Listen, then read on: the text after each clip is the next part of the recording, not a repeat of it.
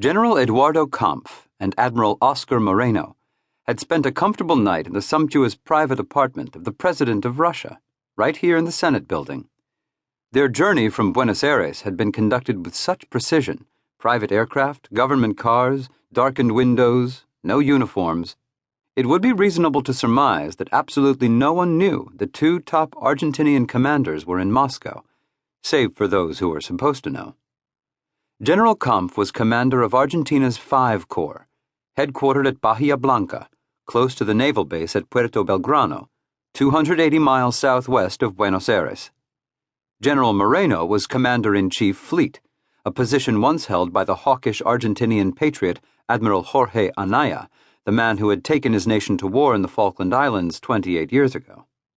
For the past week, both men had been cloistered in the Casa Rosada, the presidential palace on the Plaza de Mayo in Buenos Aires. Each morning, in company with the President of Argentina, plus the most trusted ministers, the officers had taken coffee out on the great columned balcony, before which a 1 million-strong crowd had once stood and roared, "Malvinas! Malvinas!"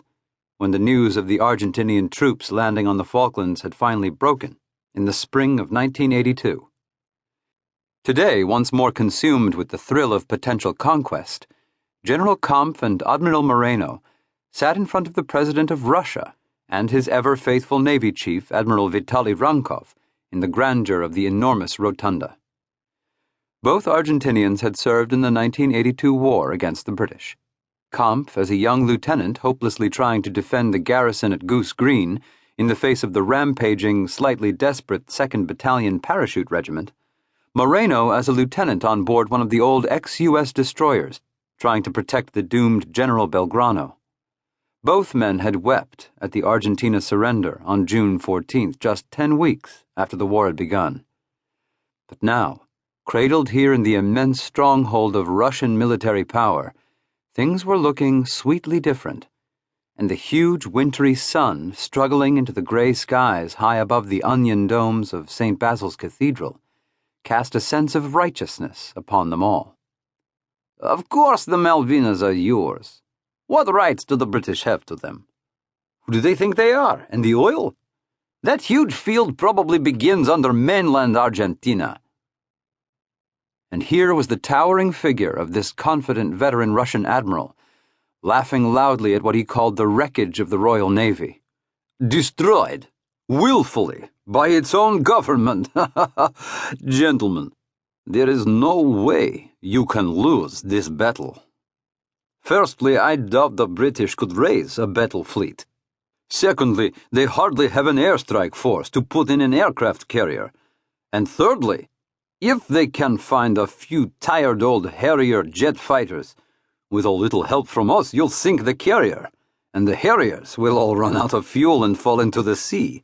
Checkmate." Poor bastards.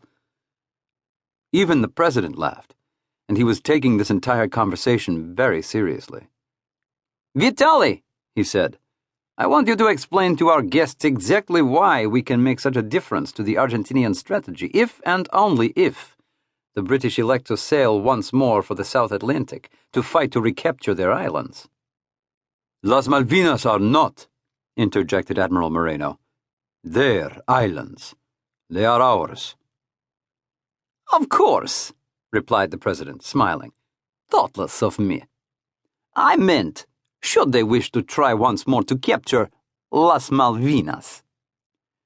"General Kampf," said Vitaly, "as a senior military commander of land troops, you of course understand better than any of us.